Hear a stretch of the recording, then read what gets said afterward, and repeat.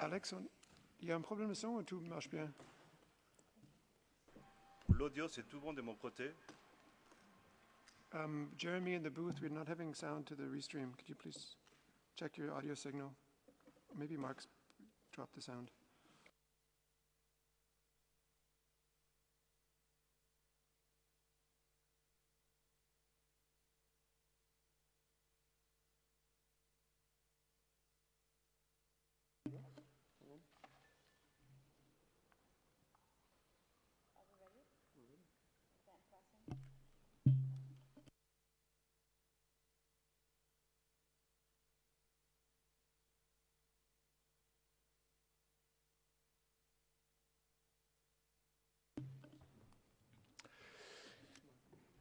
Hello to everyone watching us on various WHO platforms. Also welcome to all journalists joining us through online connection for this regular press briefing from WHO headquarters in Geneva on COVID-19. Before I give the floor to Dr.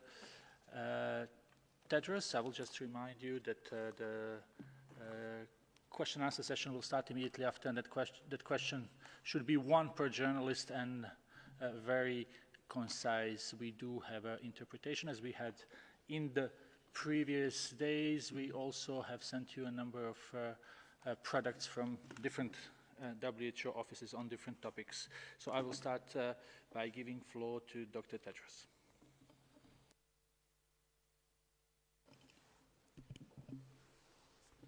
Thank you, Tariq Hvala.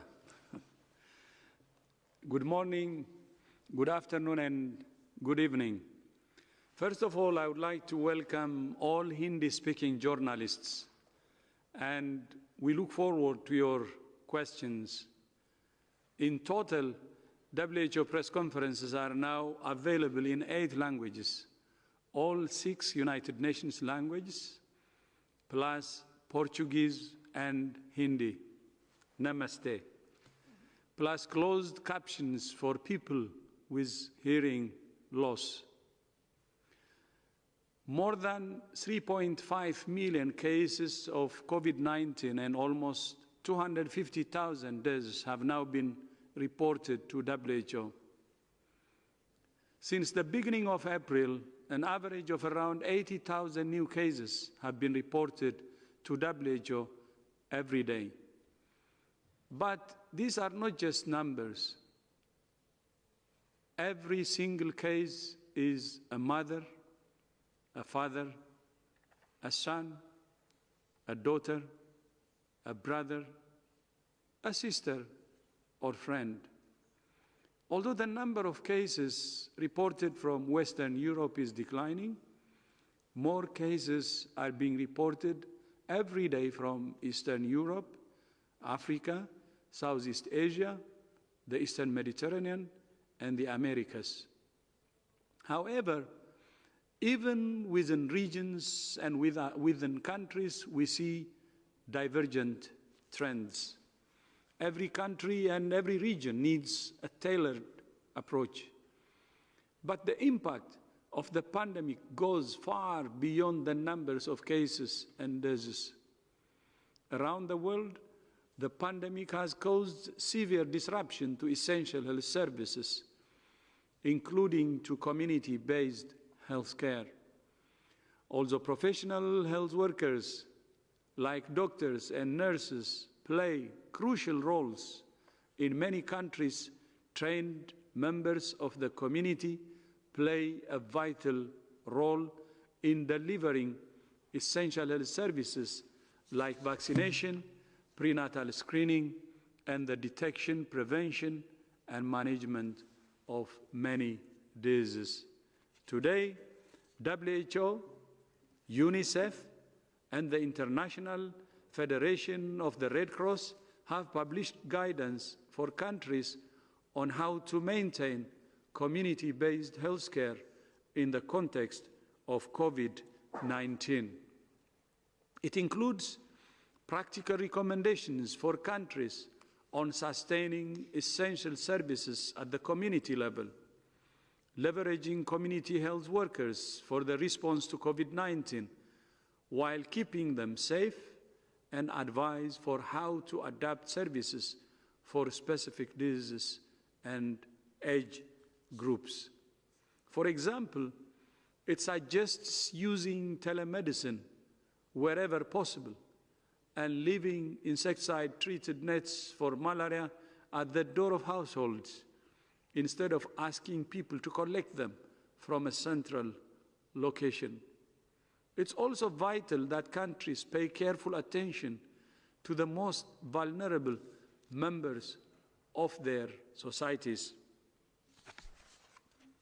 Crisis can exacerbate existing inequalities, which is demonstrated in higher rates of hospitalization and death among certain populations in many countries. We must address this now and in the long term by prioritizing diagnosis and care for those who are most at risk. This is not only the right thing to do, it is the smart thing to do. We cannot end the pandemic until we address the inequalities that are fueling it. Today's guidance complements the United Nations framework for the socio-economic response to COVID-19, published last week. The framework lays out a recovery roadmap for countries to protect lives and livelihoods. I repeat, lives and livelihoods, and get businesses and economies up and running again as soon as possible.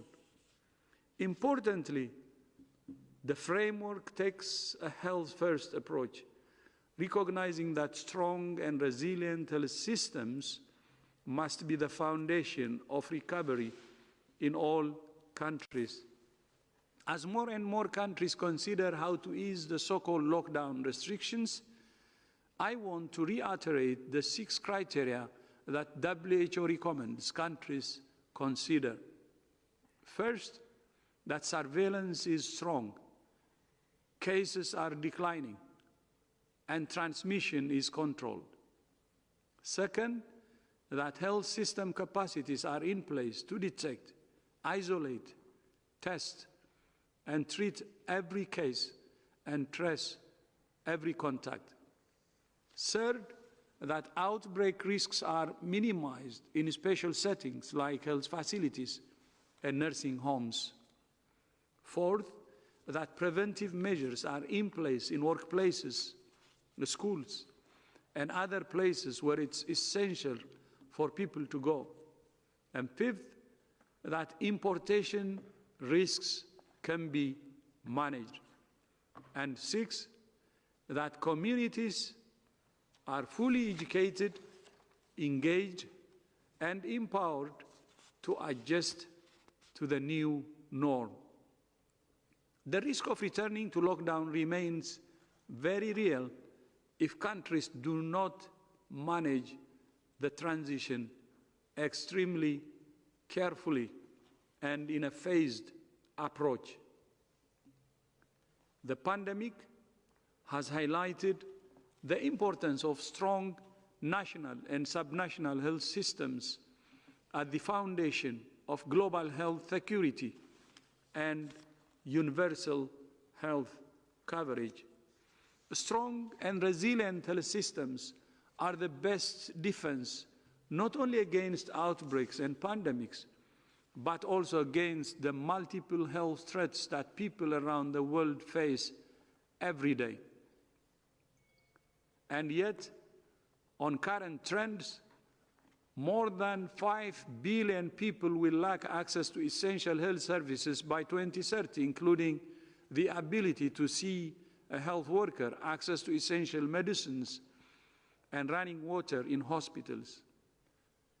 Gaps like this don't just undermine the health of individuals, families, and communities.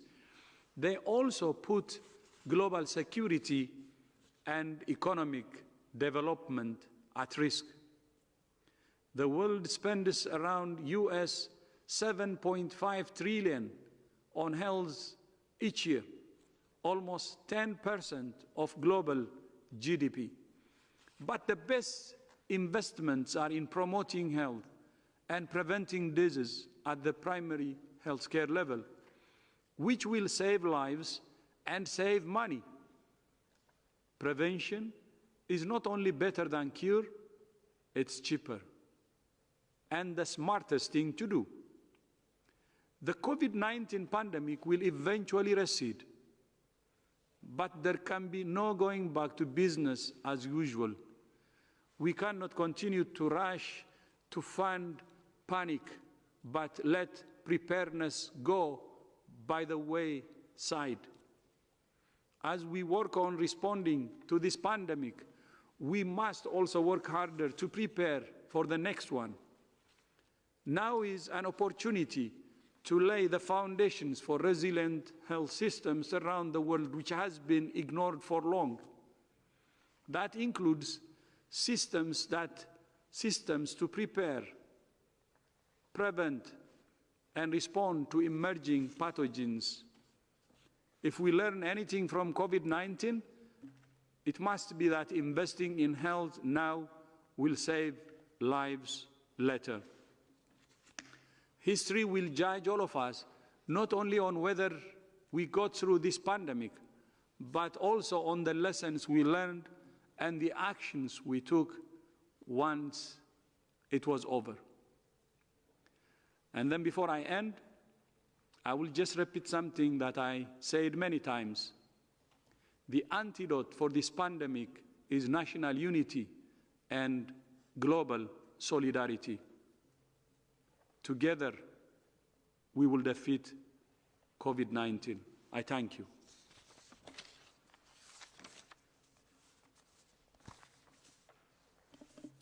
Thank you very much, Dr. Tedros, for these opening remarks, and we do indeed welcome Hindi speakers to our press conference. Again, we are working with Zoom that has particular technical modalities. So, for example, Arabic speakers need to go under Korean language if they want to choose Arabic language, while for Hindi speakers they have to go to Japanese language. So hopefully this thing will get better as we move forward. Also, for the time being, Hindi speakers can only listen, and then questions will have to be said in English, but we also work on that. In any case, it's very good that we can reach to more and more people. So before we go to question, I would just like to remind everyone that we need to be very concise and one question per person. So I'll just check with my colleague Chris who we would have first in line, and let's go with Ankit from India today. Ankit, you have the floor. Good evening. My name is Ankit Kumar. I represent India today. My question is on contact tracing applications. More and more countries are rolling out their own versions of these applications.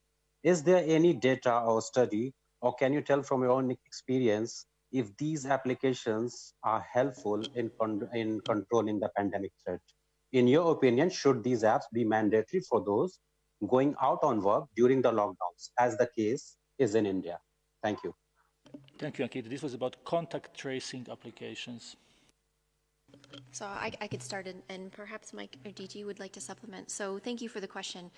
Contact tracing remains one of the fundamental tasks that need to be done to help control transmission of COVID-19.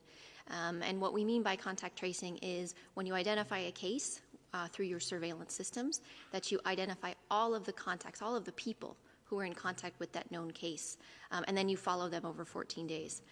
Your question was specifically about apps, and apps can supplement the work that needs to be done by people. The work that needs to be done by individuals who can go out and actually interview cases and find out who did they come in contact with just before they became symptomatic and while they were symptomatic before they were isolated. And that needs to be done by a group of individuals, and many of them are trained in epidemiology, but you don't have to be trained in epidemiology. We've seen many countries use different workforces, volunteers who are trained, school teachers we've heard of students who can help with this contact tracing. And what's important about an individual, the people that do this, is that you need to find cases through personal interaction and through interviews, all done physically distanced, of course. The apps can help, but they don't replace people who need to do that contact tracing. And what we're seeing is a lot of apps and a lot of applications that can help find people who may have been around somebody if they're using smartphones within a certain distance, and that can help narrow down the number of contacts, but it doesn't replace the individuals who actually have to go out and do the contact tracing.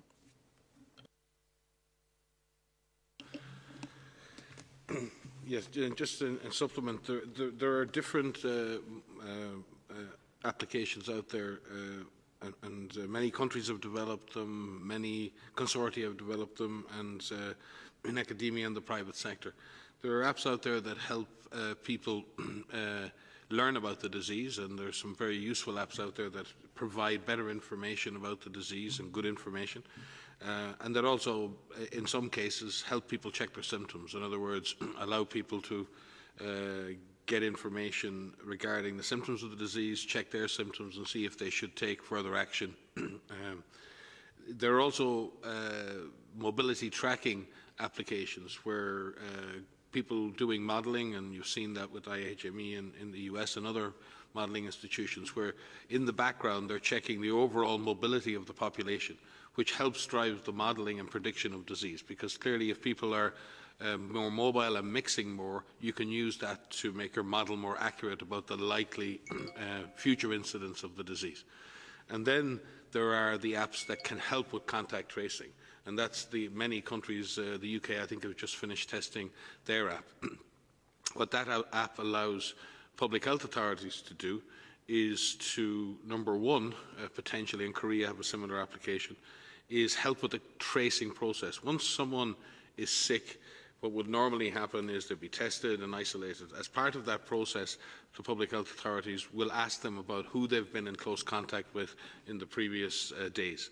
And that is a difficult process, remembering exactly who you spent a certain amount of time with in certain settings to see who the high-risk contacts might have been. A way to supplement that is to have an ability to use mobile phone technology that can actually remember, in a sense, for the person, because your mobile phone can remember who you were close to in the last number of days, and it can actually calculate how long you've been close to that person. So what it does is it provides an aid to memory for that process, and that can be very good. It can also be used to notify those contacts that they have been in contact with a confirmed case, which allows them to take appropriate action. For all of this to obviously work, it involves the Bluetooth function on people's mobile phones to be activated and people to accept that they wish to use this application. And I think that's where we have an opt-in process, many countries have an opt-in process for that. Each country is using a slightly different application with slightly different opt-in or opt-out processes. And obviously countries have to take very good care of the fact that tracking people's location needs to be done for the sole purpose of COVID-19 response, and that is something that is being discussed actively in each country. From our perspective in WHO, we are working with many of these developers around the world and looking at these applications and then trying to establish applications or bots that we can offer to countries who they can adapt for their own use should they wish to. A good example of that is the Go Data application, which is a contact tracing system that allows countries to maintain a very sophisticated database of contacts, cases, lab results, and allows public health authorities to construct transmission chains and manage the whole process of contact tracing. We have made that application available to all countries, and many countries are now using that as a way of managing all of the data around cases. That does not involve individuals' mobile phones being tracked in any way. That's just purely to aid the process of contact tracing and the process of integrating all of the data. And one of the weaknesses in this whole response, or one of the challenges, has been how do you integrate data from the hospital, data from the public health system, data from the lab. And you've seen the frustrations when people say, we don't have the data, or where is the data? Very often the problem is that different parts of the health system are generating data for different purposes, and that data doesn't come together in a way that helps drive the response, and it takes time for that to happen. So applications that are assisting with that are extremely useful. So I would just like to clarify, it isn't one app, it isn't one way of doing things. Each and every one of these applications needs to be looked at by national authorities and to see how the app can help them do a better public health job of testing, tracing, tracking. Thank you very much, Dr. Ryan and Dr. Van Kerkhove. Next question is for Anatolia News Agency, Turkish news agency. It's Bayram. Bayram, can you hear us? Bayram, if you could just unmute yourself, maybe that would help. Can you hear me now? Yes, it is okay. Please go ahead. Thank you very much for giving me this opportunity. Today, the president of the Turkish Football Federation announced that Turkey will host the 2020 UEFA Champions League final in August in Turkey.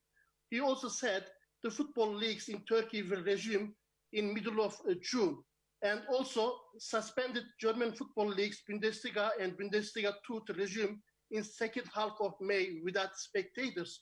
So, Mr. Tedros, you have a close relationships with UEFA and FIFA. What are WHO's opinions and recommendations on the resumption of football matches in Europe? Thank you. We have very specific guidance on mass gatherings and how to reduce risks at mass gatherings and interact with federations of all different types of sporting organisations to offer them advice on how to manage risk. What we don't do is make the decision as to whether certain events or any event goes ahead. That is the sovereign right of those federations and the national federations and the governments in which are hosting those types of events.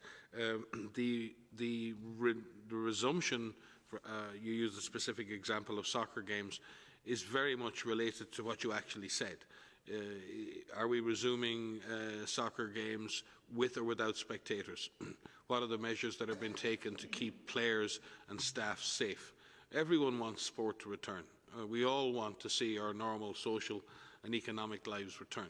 The question is, what are the risks? How are those risks being managed? And what is the process by which that will be achieved?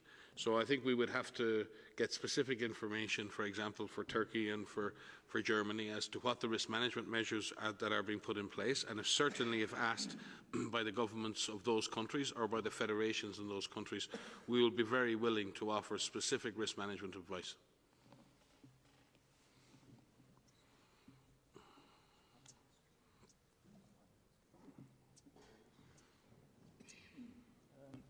Thank you very much, Dr. Ren. I understand there is a little technical issue we have with the stream in some languages, so we are hoping that we will be able to fix that, but Chris, should we continue? Or? Yeah, so let's go to the next question. If Zoom is okay for journalists, and we hope that the stream will be fixed soon. So why don't we try with CNN contributor, Michael Bosurkiv. Michael, can you hear us? I can hear you. Can you hear me? Yes, please ask your question, and we are trying to sort out the issue with the languages and on our streams. Please go ahead. Super. Well, thank you for taking my question, and greetings from Vancouver Island. Dr. Tedros, Prime Minister Trudeau was one of the last world leaders to indicate that he'd like to examine the timeline for the declaration of the global public health emergency. And I wanted to ask you, in 2015, an independent panel of experts that included members of the Harvard Global Health Institute and London School of Hygiene and Tropical Medicine, well, they recommended that WHO consider handing over its declaration responsibility and that there be establishment of a new global health committee within the UN Security Council. I'm wondering, given the criticism of the White House and concerns of other world leaders, would WHO consider a reform to that extent, at least to tamp down some of the concerns and criticisms coming from world leaders? Thank you. Yeah, thank you. On assessments, I know WHO has a culture of assessing issues, and it has a process called after action review. And WHO actually wants any assessment more than anyone. And we will do the assessment when the time comes, and what we call the after action review. So we will see what happened based on the timeline when we do the assessment. But now I call upon the world to focus on fighting the fire, because while fire is raging, I think our focus should not be divided, and we should really focus on fighting the fire and saving lives. I thank you.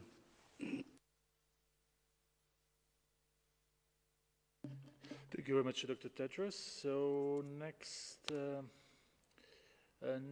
question goes to Penry People's Daily.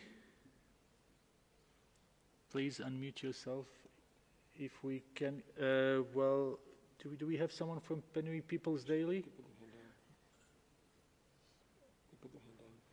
Okay, so then we will go to the next one. Let's go to Jamil Chade, our friend based here in Geneva, representing a number of Brazilian press. Jamil, please.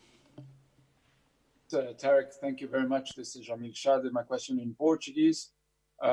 Sr. Tedros, minha pergunta sobre a situação específica da cidade de Manaus, na Amazônia, com um enorme número de casos, e o prefeito pedindo ajuda internacional. O senhor está preocupado, em específico, com a situação da Amazônia?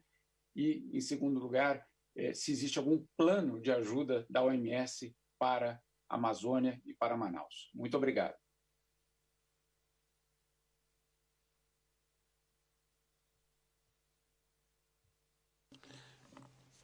Please, brief. Yeah, as you know, we're working with the government of Brazil, so we will continue to work with them and address, or give any support they need. Thank you. And if I may supplement that, on request of the government of Brazil, we've very often in the past worked at state level, and we've done that with yellow fever in the past on many occasions. So obviously, we have a strong WHO country office there, or a PAHO country office, and we stand willing to provide direct technical support to any state through the process of a government request to do so. If I could just add, it's not specific to Brazil, but just to say that in this new normal that we're in right now, where we're not able to travel, we're not able to get to all of the places that we would like to get to, we're finding new ways in which we can try to provide support to countries. And in some countries, we're doing these virtual missions where we have a set agenda and meetings where we're having these missions over Zoom, over Skype, over whatever platform that we have. But just to add that even if we physically can't get to a location because of the pandemic, we're finding different ways to provide support where that support is needed and as that support is asked. Thank you very much. Next question is for Wall Street Journal. We have Lucas on the phone. Lucas, please unmute yourself. Hello, can you hear me? Yes, it's okay. Okay. I think my question probably goes to Dr. Tedros. This relates to the upcoming World Health Assembly and whether Taiwan will be invited to attend.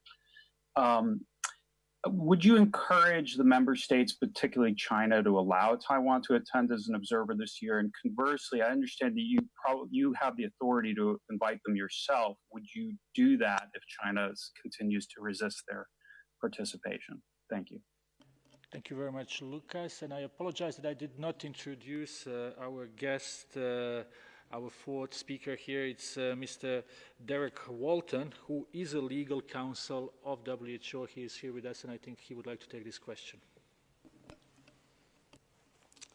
Thank you very much. And yes, of course, we have the World Health Assembly coming up on the 18th and 19th of May. This year it will be held virtually, and it will be a de minimis session, which means it will focus principally on the COVID-19 pandemic. The involvement, if any, of observers from Taiwan, China in that assembly is a question for the 194 members of WHO, the member governments. It's their decision. And indeed, a proposal has already been made, as it has been in recent years, for this matter to be considered by the Health Assembly itself.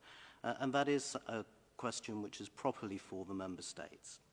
But whether or not Taiwanese observers participate in the Health Assembly, there are well-established arrangements for health experts from Taiwan, China, to work with WHO on technical health matters. And I think we've already explained in some detail at previous briefings how that's worked. That last year, for example, Taiwanese experts were included at 8 expert meetings, and that there were 6 other informal technical meetings. And this year, there have been contacts in response to COVID-19 involving Taiwanese experts in key groups and networks. I think we've given details of that on previous occasions. But for this year, as I say, the question is for the Health Assembly. It's for the member states rather than the Secretariat to decide that question. Thank you. Thank you very much, Mr. Walton, for this explanation. Next question is for Savio Rodriguez from Goa Chronicle. Savio? Hi, can you hear me? Yes. Okay. My question goes out to Dr. Tedros. On January 14th, WHO stated preliminary investigations conducted by the Chinese authorities have found no clear evidence of human-to-human transmission of the novel coronavirus identified in Wuhan, China. As an independent global health organization, why did WHO have to rely on China's preliminary investigations into the human-to-human transmission possibility of the coronavirus and not conduct one of its own investigations, is my question. Thank you. So I can start, and perhaps others would like to supplement. So the 14th statement that you're referring to is a tweet in which there was the reporting of what had been reported to us from Chinese authorities. I think what is critical and what is important is how WHO acted from the moment we heard about this cluster of atypical pneumonia from Chinese colleagues in Wuhan. From the beginning, I'm the MERS specialist, the focal point at the organization. Mike led the SARS response. And so from the start, whenever you hear of a cluster of an atypical pneumonia, you think respiratory and you think human-to-human transmission. It's not if, it's just what is the extent of human-to-human transmission that may be happening. Within hours of that notification that was picked up through our EIOS system, we activated our emergency systems at the 3 level of the organization, which means our headquarters, our regional office, and our country office in China, where we were having discussions about what we knew, what questions needed to be asked. We immediately posed questions to our colleagues in China to ask for more information, as we do with all clusters or all alerts or all signals that we pick up through the electronic monitoring systems. From the beginning, we assumed that there would be human-to-human transmission. And in our first reporting to our member states and contact points on the 5th, of January. It's in our EIS, which is Event Information System. We included detailed information about the cluster itself and also about protecting against acute respiratory infections. We also published on that day our first disease outbreak news. From there, we worked with our international partners to develop guidance, which is around how do you find cases, how do you protect healthcare workers, how do you treat patients, and all of those guidance materials were guidance materials that we adapted from our MERS guidance materials, which included information about how to protect for human-to-human transmission because these viruses are transmitted by respiratory droplets in contact. So our first guidance that was issued was on the 10th of January, which included information about how to protect against human-to-human transmission. So that's important. I did a press conference on the 14th where I did this with Tarek, I described what we knew, and at the time there were 41 confirmed cases. The novel coronavirus had been identified, PCR assays were available in China, and they confirmed that 41 out of the initial more than 100 suspect patients actually had this now we call COVID-19. But at the time we were calling it a novel coronavirus. And so in those 41 cases described that there may be human-to-human transmission, mainly among close contacts. It's very important that you understand that we receive information from our member states, but we also go back and ask lots of questions. We always do this. It's not unique to this particular situation or unique to China. And we base our actions on what we know and what our experience is with other similar pathogens, other similar situations. From the beginning, we expected that there could be human-to-human transmission. It was just a matter of how much was actually occurring, where was it occurring. And so initially we thought it would be amongst close contacts through respiratory droplets, and that is still the case today.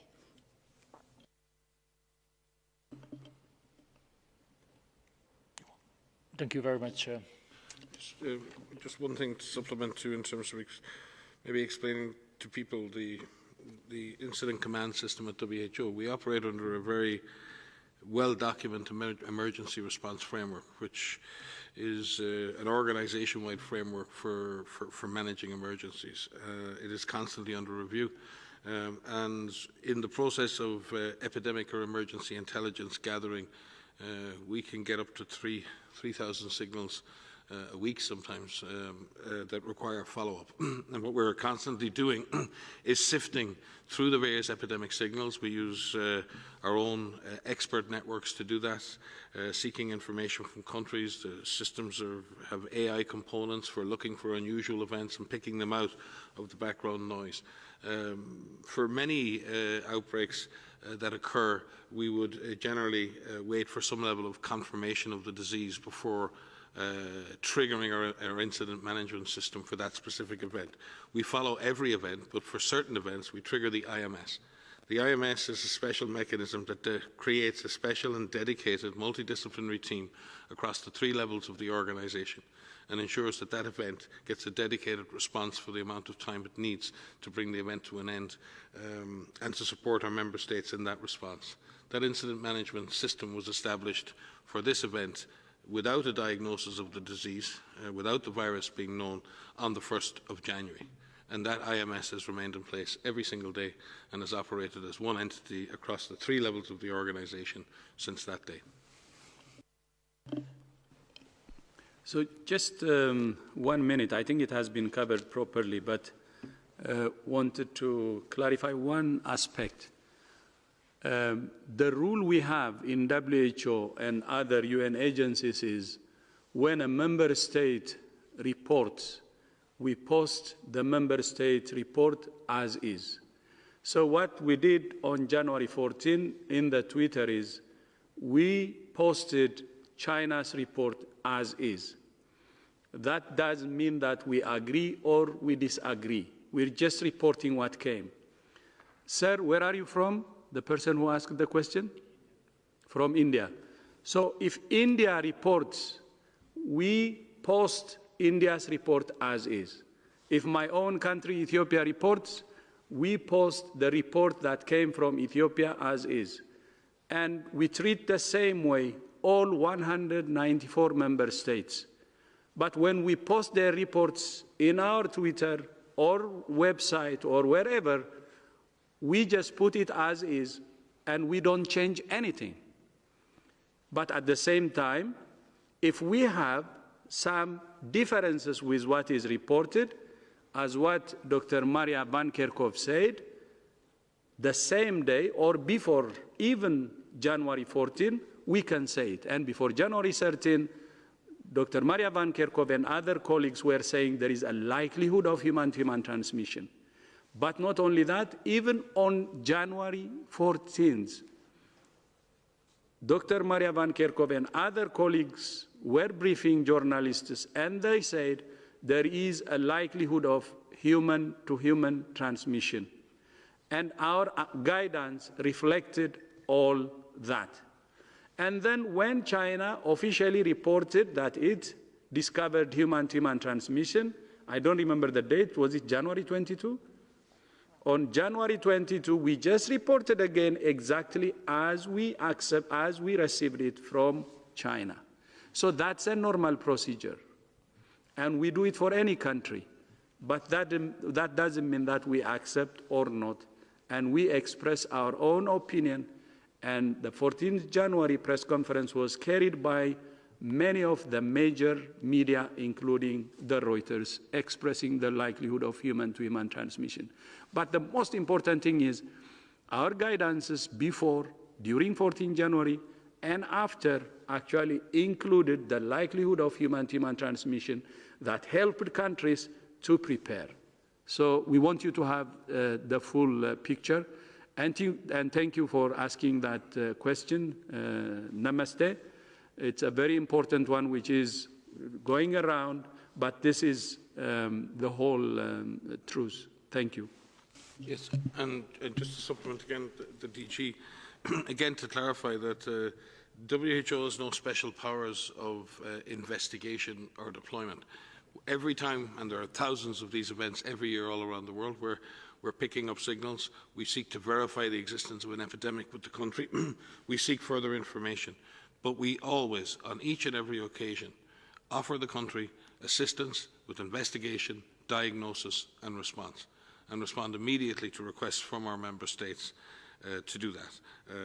And in this case, if we look at, in addition to our 150 country offices, I think we've launched in excess of 80 surge team missions to support our member states already in this response. So we're highly reactive to requests from our member states for assistance in investigation, diagnosis and control, and we do that constantly. And at any one time around the world, we are responding to at least 30 graded emergencies in which we have teams in the field at the request of our member states. Thank you very much for this explanation. Next question is for John Cohen from Science. John, can you unmute yourself? Thanks for taking my question. WHO took the lead in organizing an international team of scientists to visit China. Is WHO taking the lead in organizing or pushing for an international team to visit China to study origin questions? And if not, why not? So I could start, and perhaps others want to supplement. So there have been, indeed, there's been 3 missions to China. The first mission was from members of our China office, our China country office, and members from WIPRO, who went on the 20th and the 21st of January. The second mission, which was with the Director General and Dr. Mike Ryan and others, between the first and the second emergency committee meetings that took place, and that was on the 28th or so of January. And then there was a third mission, which I was a part of, which was the joint WHO-China international mission, in which we had members from many different countries, including Germany, the United States, Nigeria, Russia, I'm going to forget some, but there were Japan, thank you, Korea, thank you. And so we had a group of people who went and worked with our Chinese counterparts.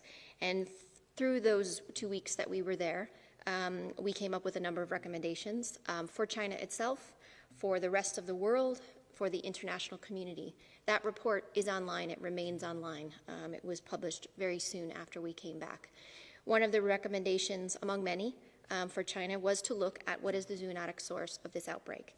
The public health importance of this is critical because without knowing where the animal origin is, it's difficult for us to attempt to prevent this from happening again. This happens with all emerging pathogens because most emerging pathogens come from animals.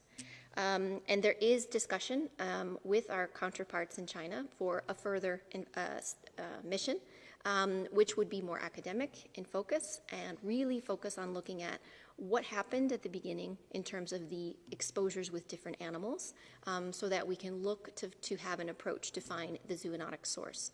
So that is something that we are working on right now with our counterparts in China, and we have offered support to do that, and we will look forward for that happening. Thank you very much, Dr. Van Kerkhove. Next question comes from Pearl from Open Parliament. Pearl, can you hear us? Let me try one more time. Pearl from Open Parliament, you would need to unmute yourself. Yes, thank you very much for your availability and inviting me to today's briefing, Dr. Tedros. I appreciate that. So, for the benefit of millions of people who live in autocratic WHO member states and where the democratic space is shrinking for the negative effects of COVID-19, can you share clear data-driven response in terms of lower respiratory infections being ranked second after HIV and AIDS? And is it ahead of tuberculosis in, say, Zimbabwe? I ask this because although I'm using Zimbabwe as an example in my question, please reply with reference to Mozambique, Tanzania, Zambia, as well as Zimbabwe, given that besides South Africa, in the SADC region, these 4 countries are lagging behind South Africa by many weeks, and no modeling information is readily available to their populations to even talk about a curve. Moreover, in Zimbabwe, the rapid diagnostic test kits... Can you please get the question very shortly, please? Sure. I'm about to finish. In particular, OneFo are currently being sourced, and yesterday there was a flurry of debate about their use in that country and their validity. Thank you. I'm not sure we understood really the question here. So the question I'm asking is, number one, can you speak to the lower respiratory infections? Are they ranked second behind HIV and AIDS, ahead of tuberculosis? I was using Zimbabwe as an example, but I'm asking you to speak more specifically for Mozambique, Tanzania, and Zambia, and to speak a little bit about the rapid diagnostic test kits, in particular OneFo, which is being used in Zimbabwe. So these are many questions, so I don't know if any of our experts can. What I would suggest, your questions are important, but they're very specific to individual countries in Southern Africa. I do know that for the case of Zambia, Mozambique and Zimbabwe, that the reported numbers from those countries are low. But in Zambia, there's been a 50% increase in the last week, though the numbers are low. The number of deaths remain low. And obviously, in that reflecting a reality, that's positive. But it can also reflect underdiagnosis of cases. So what I would suggest is, given the detail of your questions, that we can try to answer them in writing to you and give you the level of detail that you actually need. Because to compare, I don't frankly know the background TB rates in those 4 countries off the top of my head, and certainly for HIV and other things. But we would be delighted to answer your question directly. And if you can send an email to Tarek and the media team, we'll be very happy to engage with you directly, and I'll be happy to do that personally. Thank you very much, Dr. Ryan. Next question, Kai Kupferschmidt from Science. Kai, please. Eric, thanks a lot. Thanks for taking my question. I'm just wondering, I mean, given that you're the World Health Organization, if you look at the global situation at the moment, can you give us an idea of what the places are at the moment, or the populations that, that right now, you think are seeing, worrying trends, and where you think, the response needs to ramp up? So that's an important question, but that question needs to be dissected because there are countries, staring at a map as I talk to you, there are countries that are seeing increasing in reported numbers of cases over time. And when we see that, that's a worrying trend. But on the other hand, many countries that are seeing increases in cases have ramped up their testing. And so I don't want to equate countries that are seeing an increase in testing or an exponential growth or a rapid increase as a negative thing. It's not good in terms of seeing cases, in terms of transmission, but I don't want to equate that with something that is wrong. I want to equate that with countries are working very hard to increase their ability to find the virus, to find people with the virus, to have testing in place to identify who has COVID-19 and who are putting into place what they need to do to care for those patients. The recommendations that we have for all countries remain the same. Our recommendations include finding all cases, testing cases, caring for cases in the appropriate settings depending on the severity of their symptoms. Finding all contacts, quarantining those contacts for the full 14 days, making sure that public is fully engaged so that they know what they can do.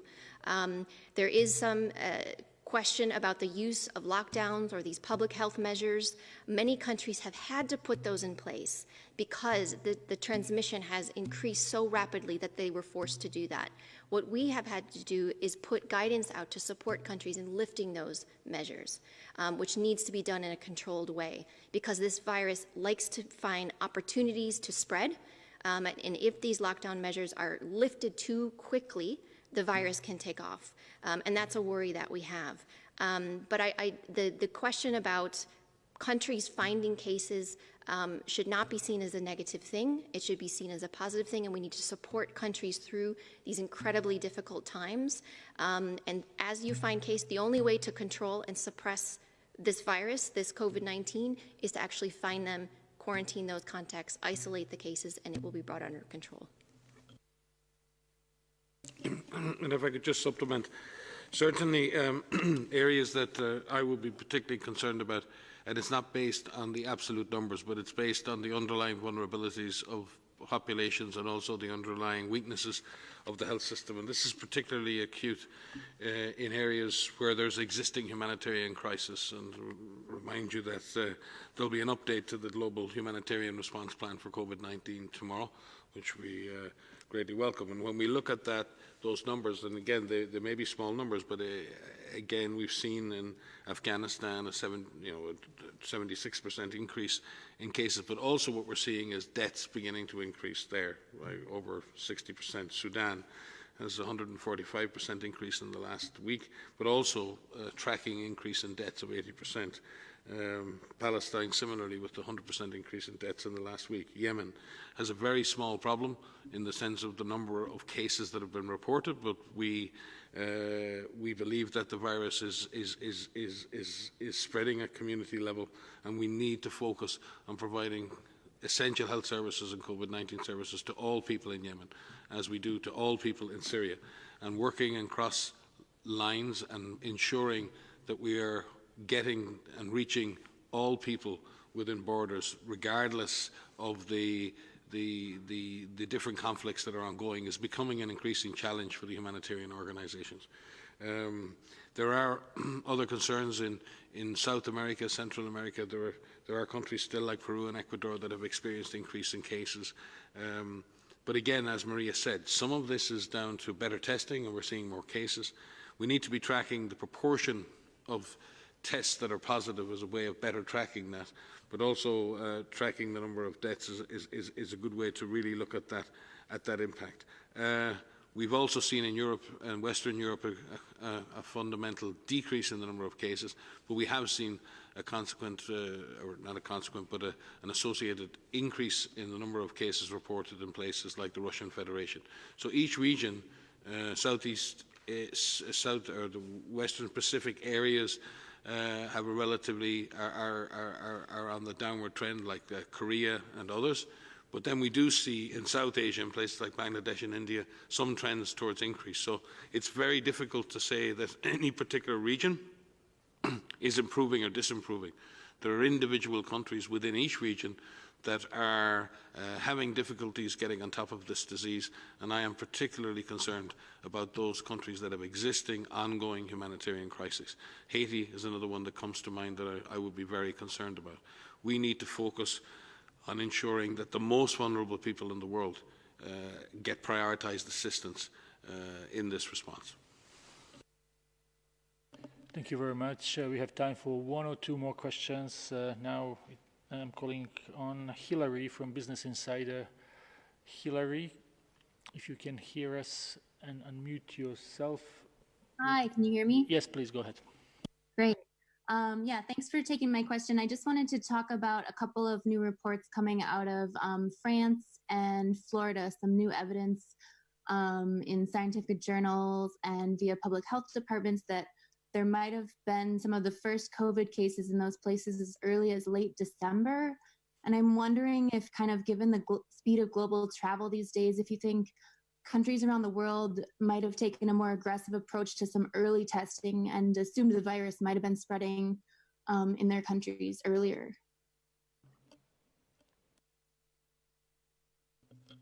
Thanks for this question. I'm not aware of the report from Florida that you mentioned, but I am aware of the a recent paper that came out. It was published yesterday or overnight on a sample from an individual that tested positive by PCR for now known as COVID-19 on December 27th.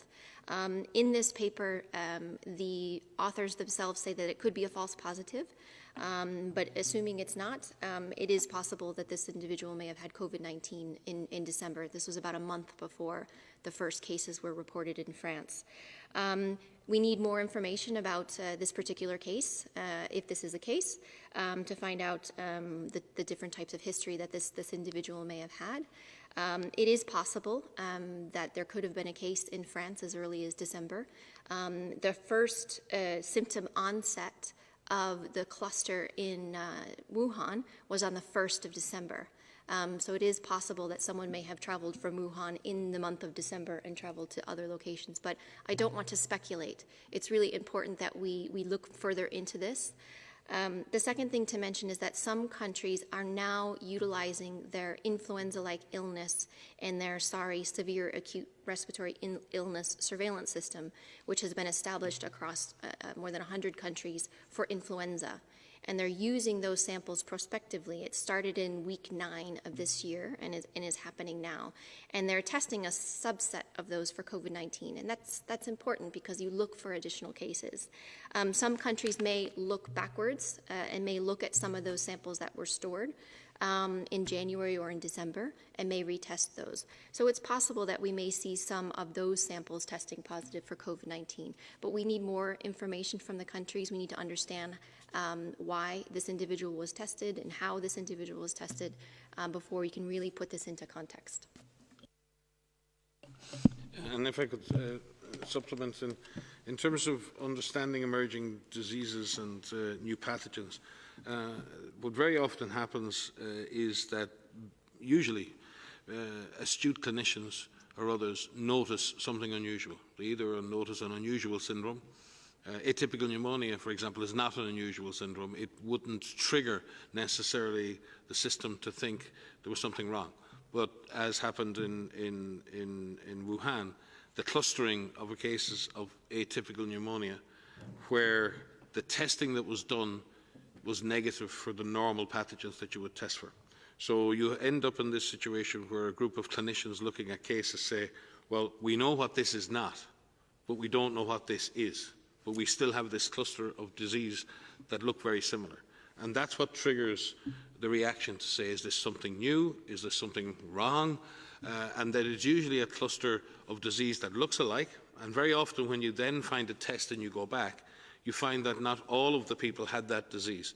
The testing then subsequently confirms only a proportion of them. So when you detect an unusual cluster, what you do is try and find every case of disease, undiagnosed disease, that looks like this, and then you develop a test or find the virus and you go back and test. And that's why some of the cases in China have dates of onset that go back to early December, because as they went and looked at this cluster of disease, and then they go back and test and they say, when was your onset? And the person says, I got sick on the 1st or 2nd of December. But they may have been part of a cluster that was detected at the end of December. So it's not that that person was detected as an unusual case on the first day. They were detected as part of an overall cluster. So from that perspective, it's important to recognise that. In this particular case, I think the clinicians in France and other places very often will do this, and we think this is a very prudent approach. If you have someone with a serious illness and you can't make the diagnosis, very often hospitals will freeze samples as a standard practice, which allows them to come back later and do further diagnostic tests should diagnosis or a new virus or anything else emerge. So it's very prudent that that is done. We look forward to any further examinations that are done by other researchers around the world who may find similar cases. So this is a good thing to do, and it's something I think we'll look forward to the peer review publications where we can see that these tests are validated and we can discuss the implications of those results. Thank you very much. So we will go to last question for today, and that's Gabriela Sotomayor from a Mexican news agency. Gabriela, if you can hear us, please go ahead. Sí, muchísimas gracias en tomar mi pregunta. Voy a hacer la pregunta en español para Revista Proceso. Hay mucha diferencia y mucho contraste entre las cifras que presenta Estados Unidos con más de 1 millón de casos y las cifras que se presentan casi en toda América Latina, sobre todo, por ejemplo, en México, en donde hay hasta hoy unos 26,000 casos. ¿A qué se debe esto? Porque es un contraste enorme y sabemos que el virus pues no respeta las fronteras. Muchísimas gracias.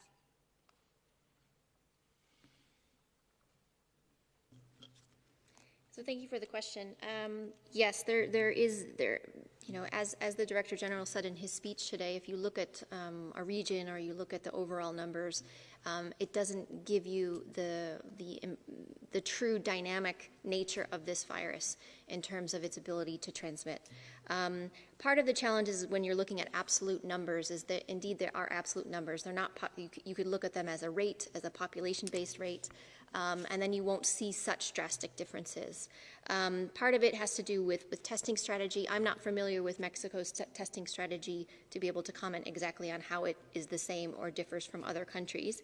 But the numbers of countries that come from cases have to do with the epidemiology and how well it transmits, how hard countries are looking and are able to test.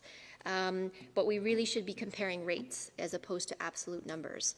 And if we look at the rates, and I'm looking at a map, I don't have the rates calculated in front of me, it doesn't look as different as these absolute numbers with more than 1 million cases in one country and 26,000 cases in another. Thank you very much, Dr. Van Kerkhove. We will conclude this press conference, and I would like to thank interpreters who were with us today. Also apologize for some technical issues I understand we had on streams. The audio file will be sent shortly and transcript will be posted tomorrow. I wish everyone a very nice evening.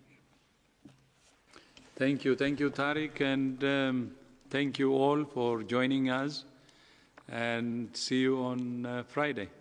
Thank you.